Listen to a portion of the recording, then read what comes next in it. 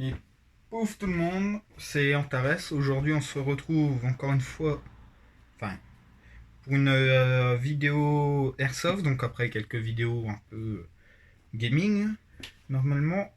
Donc on se retrouve pour une vidéo Airsoft sur une réplique que j'ai depuis un moment, mais qui est un peu particulière et que j'utilise très peu et surtout jamais en partie.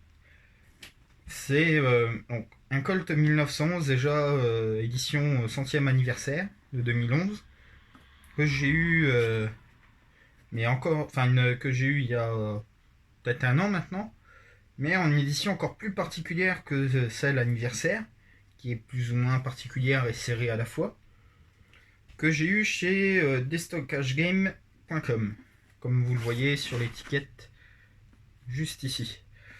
Euh,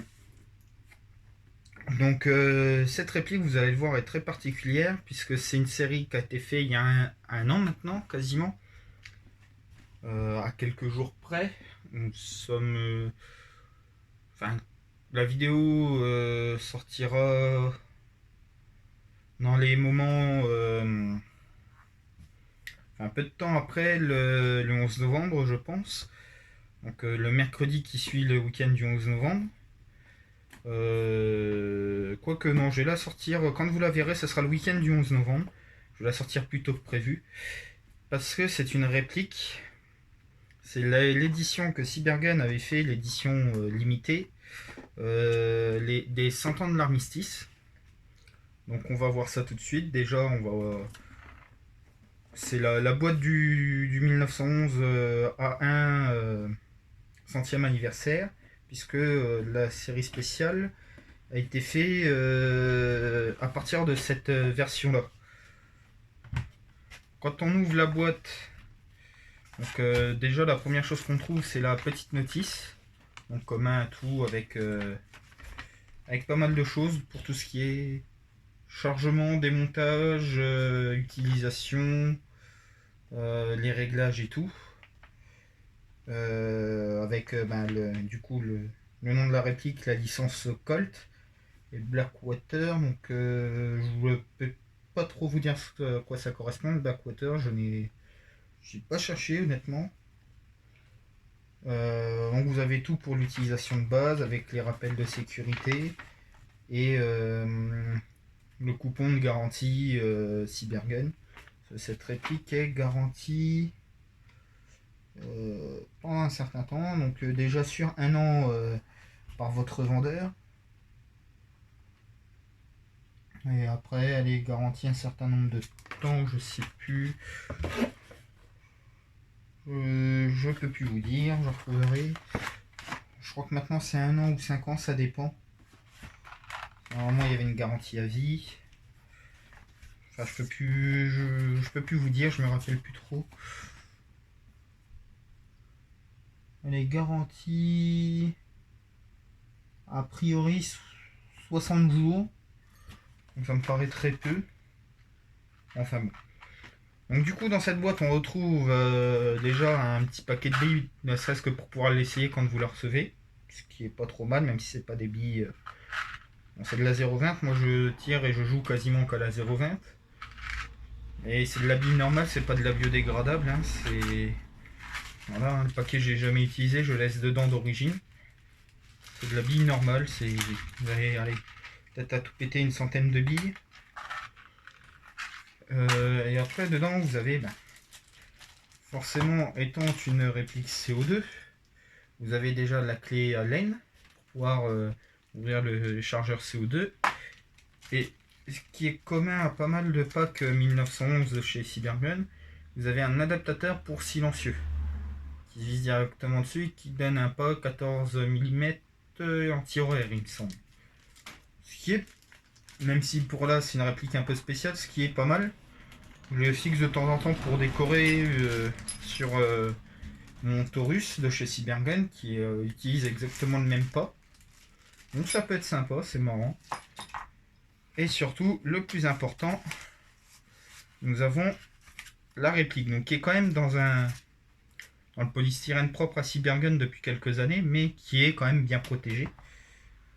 Puisque quand je l'ai reçue, la boîte elle est exactement dans le même état que quand je l'ai reçu, donc elle n'est pas très abîmée, mais ça protège bien. Donc la belle étant attendue réplique. Voilà, je me rapproche un peu. Donc voilà, édition vraiment 14-18. Hein, comme on le voit là avec le dessin de Poilu et le schéma du drapeau d'arrière. Les 100 ans, comme il est sorti en 2018. Il est sorti peut-être un peu avant, mais il me semble qu'il est sorti le 11 novembre 2018. Voilà, avec le petit logo tout rikiki, tout beau. 100 ans avec un Poilu sur un champ de bataille. Après, on a les marquages traditionnels de Colt, enfin du Colt normal, comme c'est une version qui a été regravée après. Voilà. Donc, comme on voit, proche de la queue de détente au niveau du cran de sûreté. Bah là, on a 1918 et là 2018 du coup. Donc là, les marquages du Colt 100e anniversaire de base. Après, avec en dessous, je sais pas si on va trop voir, c'est écrit vraiment tout petit, enfin c'est gravé tout petit. C'est ce qu'on trouve tout en bas du traité de l'armistice du 11 novembre. Donc avec la petite phrase décrite là, puis les signatures de tout le monde avec le tampon. Et on voit surtout à ce niveau-là les choses entre guillemets les plus importantes, je dirais, de cette série de 1900 spécial. Donc la société l'entreprise qui l'a gravé, donc Getac, qui est Getac Laser Engraving, donc qui est une entreprise 100% française, qui fait honnêtement du superbe travail, et surtout le numéro, parce que c'est une série limitée à 200 ou 300 exemplaires, je ne sais plus. Donc on a surtout le numéro d'exemplaire, qui est pour moi le 113. Donc je l'ai commandé très rapidement, hein. Peut-être pas le jour de la sortie, mais au maximum le lendemain, et j'ai déjà eu le numéro 113. Vous me direz, ça veut rien dire, hein, vu que ça a été dispatché dans différents shops. Donc, honnêtement, vous pouvez aller voir sur la page Facebook de Getac. Je sais pas s'il y a tout ce qu'ils ont fait dessus, mais il y a pas mal de choses. Ils font honnêtement du super travail. Bon, après, honnêtement, pour le corps en lui-même, c'est un 1911 traditionnel. Donc avec son chargeur CO2, où la cartouche dépasse juste légèrement du chargeur. Comme c'est entre autres pour ça que le pitch de chargement est légèrement a des légers arrondis sur les deux côtés. On peut voir aussi que du coup ce 1911 est pourvu d'un anneau pour Dragon, et que nous avons ici une petite goupille qui doit permettre sûrement de pouvoir changer le talon de poignet, de crosse. Après, c'est un 1911 blowback aussi. Hop. Voilà, comme on peut le voir du coup là. J'essaye de me mettre... de faire la mise au point si ça veut. Mise au point et tu là. Voilà, plus ou moins. Voilà. Donc c'est un GBB. Donc, tout ce qu'il y a de plus classique. Donc voilà, ça va être une présentation rapide parce que c'est pas du tout une review, on va dire, avec test de tir et tout ça. C'est juste pour vous montrer en fait cette édition là que je trouve super bien faite. Donc qui commence à dater, elle va avoir un an la réplique. Mais je la trouve vraiment magnifique. À savoir qu'ils ont fait cette année pour les 75 ans du débarquement, ils ont fait une édition D-Day, donc 75 ans du D-Day. Et ils ont fait pour Halloween sur un M4, pour changer, parce que là c'est celle du D-Day, c'est un deuxième 1911. Ils ont fait pour le Halloween, ils ont fait une édition d'un Colt M4, alors je sais plus lequel, en version Santa Muerte. Donc qui est très beau aussi. Après je peux vous montrer si vous voulez le démontage sommaire vous permet de régler le hop-up, parce qu'il y a un système hop-up qui, chez Cybergun, est appelé... Enfin, il était appelé à un moment, je sais pas si c'est encore le cas, le système BAX. Non, maintenant il revient... Maintenant il ne marque plus exactement le nom, mais à un moment c'était le système BAX. Oui, c'est toujours le système BAX. Bon, c'est un hop-up, hein, c'est juste que Cybergun a voulu donner un nom un peu plus à eux, on va dire. Donc après, pour le démontage, ça commence par déjà, voilà, on va reculer la culasse pour que le loquet de l'arrêtoir de culasse arrive sur la petite encoche arrondie et non sur l'encoche plus carrée, vraiment sur l'encoche arrondie. Voilà. Une fois qu'elle est là, on va appuyer sur le bouton si la mise au point veut bien. Alors je relâche sur le bouton là. Donc hop. On appuie. On retire le petit arrêtoir de culasse. On voit bien le logo GTAC de gravé dessus. Et ensuite, on avance la culasse, tout simplement. Donc, ce qui permet d'avoir accès, que je le tourne dans le bon sens, voilà, au réglage du hop-up, là, qui est la petite roue, là, avec la petite encoche. Donc, c'est pas une roue crantée. Donc, ça a tendance des fois à bouger un petit peu. Bon, après, je vais vous dire, honnêtement, personnellement, j'utiliserai pas cette réplique-là en partie. Pour 2 raisons que je vous expliquerai après. Voilà, après, c'est un démontage de 1911 classique. Tac. Hop. Voilà. Alors, je vais vous montrer un peu mieux, parce que là, honnêtement, j'ai pas cherché à vous montrer. Voilà. Après, pour continuer à démonter, pour tout sortir de la culasse, des fois pour regresser. Alors, j'en profite pour vous montrer vite fait, on a le petit pas de vis pour le silencieux. Ensuite, on appuie sur le bouton ici, du guide ressort, plus ou moins, on va dire. On tourne la pièce là, donc comme il y a un gros ressort dedans, ça se catapulte. Bon, c'est pas très très fort, donc ça va pas, vous allez pas le satelliser. Hein. Voilà. Ce qui permet de pouvoir sortir le gros ressort qui est au niveau du canon. Là. Donc attention à bien le remettre dans le bon sens, surtout après. Je vais vous expliquer après pourquoi. Ensuite, nous allons prendre le petit guide ressort là. Alors, j'ai sûrement pas fait dans le bon sens, mais ça c'est pas le plus grave. On sort le guide ressort et le gros ressort mouse. Donc à faire gaffe parce que ça vous le satellisez réellement. Surtout le guide ressort. On sort la petite cale. Voilà. Ce qui nous permet ensuite, en prenant là, de sortir le canon externe, le canon interne et oups là, tombera pas plus bas. Attendez, juste que je recale la caméra. Alors à noter aussi que je suis droitier, j'ai 2 mains gauches. Maintenant vous le savez. Voilà, permet de sortir le tout par l'avant, contrairement à beaucoup de répliques hors type 1911. Et après là, on doit chasser de mémoire la petite goupille là. Enfin, il y a une goupille à retirer, il me semble que c'est celle qui est là. Pour pouvoir sortir après le bloc canon interne que l'on voit et bloc hop-up et compagnie. Après, pour le remontage, c'est simple. On refait le tout. Alors, je vous montre avant. Donc, je vais vous dire pourquoi il faut faire gaffe en remettant le gros ressort là, pour le mettre dans le bon sens.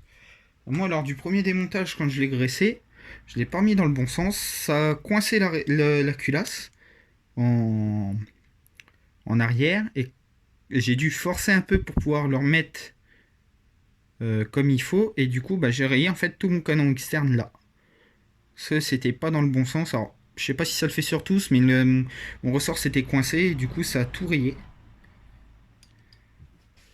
Donc faites attention, enfin moi je vous conseille de faire attention à le remettre bien dans le bon sens. Ensuite on remet la cale. Et là c'est le moment le plus délicat où en général On se reprend le guide de ressort dans la tronche. Voilà, faut le caler dans le tube. Et là, on a un petit cran. On a un petit trou dans le guide ressort. Et il faut réussir à le recaler dedans. C'est chaud patate. Alors désolé si vous voyez pas trop, mais j'essaie de le faire aussi pour pas me le reprendre dans la tronche, parce que ça fait un peu mal. Voilà.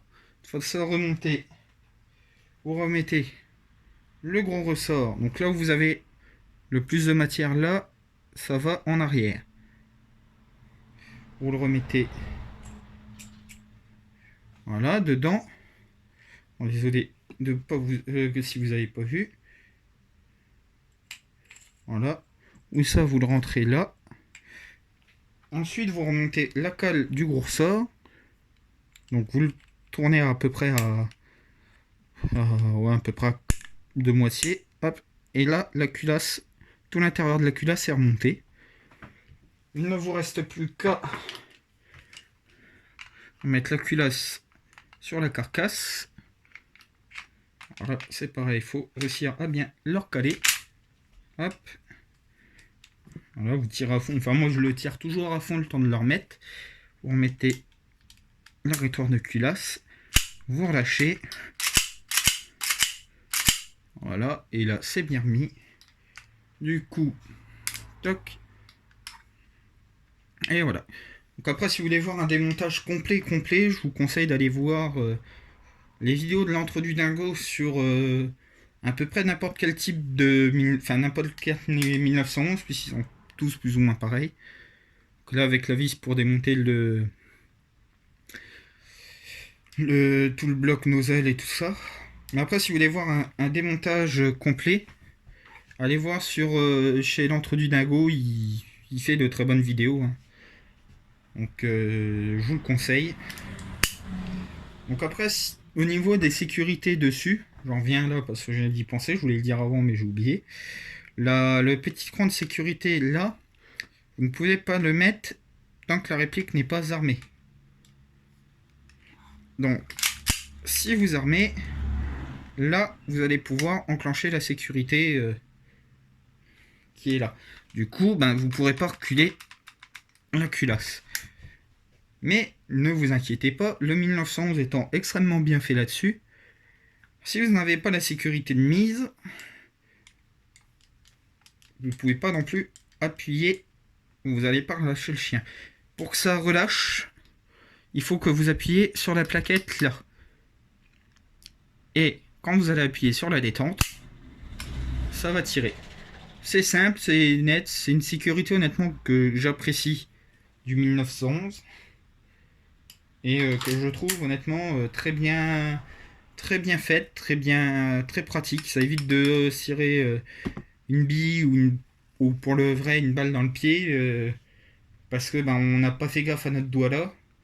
Tant qu'on n'appuie pas là, c'est bon. Si par exemple vous le remettez un peu, même si ça peut paraître bizarre dans le holster, comme, en le tenant comme ça, ben, vous appuierez, ça tirera pas. Après, si vous le tenez normalement, le coup va partir tout pareil. Mais bon, ça c'est encore autre chose. Donc voilà, donc pour vous montrer pour la rétoire de culasse du coup, qui est fonctionnelle, on a un petit téton. Alors, est-ce qu'il va vouloir mise au point, s'il vous plaît?